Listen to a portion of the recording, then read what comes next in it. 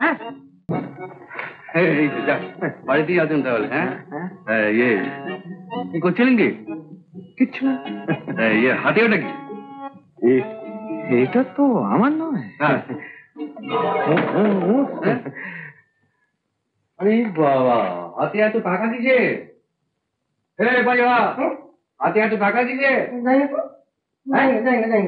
টাকা আমার তো এটা টাকা টাকা ফাইল যাকে ইয়ে বাবু বাবু, আমি যে জন্য আপনার কাছে এসেছিলাম, শুনুন, ওই প্রস্তাবিত অনাথ আশ্রমের আইন কানুন যদি এবার দেখে দেন, তাহলে কাগজপত্রগুলো আমি ম্যাজিস্ট্রেট সাহেবের কাছে পাঠিয়ে দিতে পারি। আপনি আসলে আসুন না, এখানে বলুন একবার। এখন পড়তে পারছি না।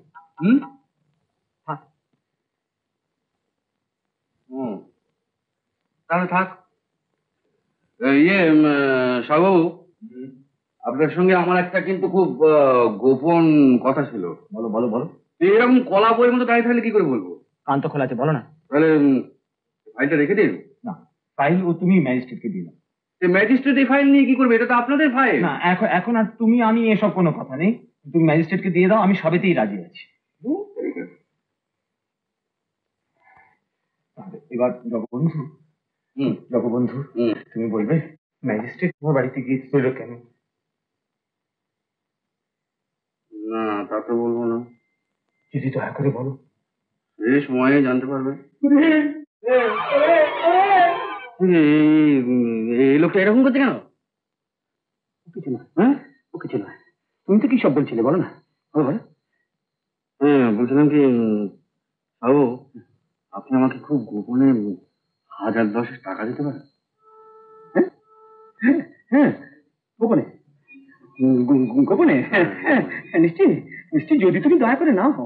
না না, ফাটা না, সত্যি ব্যাপারটা গোপন রাখুন। গোপন, হ্যাঁ। মানে টাকাটা যাকে দিচ্ছি তাকে বলবো না কে দিয়েছে এবং কি জন্য দিয়েছে, আর আপনাকে বলবো না যে কেন নিচ্ছি এবং কাকে দিচ্ছি।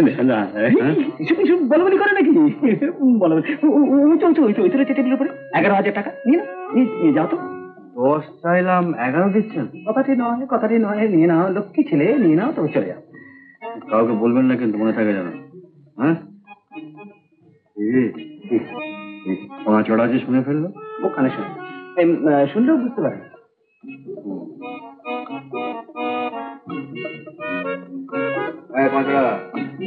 যদি শুনে থাকো আর বাইরে যদি কাউকে বলে থাকো, তাহলে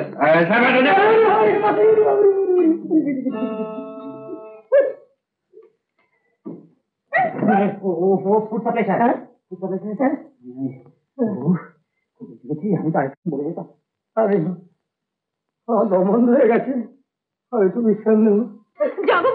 নেই নেই নেই, জগবন্ধু চলে গেছে, ওকে পিছু দেখো না, বিপদ হবে। ওমা, না ডাকলেও তো আসবে গো। ফাইল কাছে ফেলে গেছে। না, ওটা আমার আমার আমার কলজে। জগবন্ধু দেখতে পাইনি, খুব বেঁচে গেছি। হোক, চাবিটা দেখি। টাকাটা তো এখনো পাইনি, পরে পাবেন। চাবিটাও পরে নেবেন। উত্তম কুমারের সেরা সিনেমা দেখতে হলে ডাউনলোড করুন ক্লিক অ্যাপ।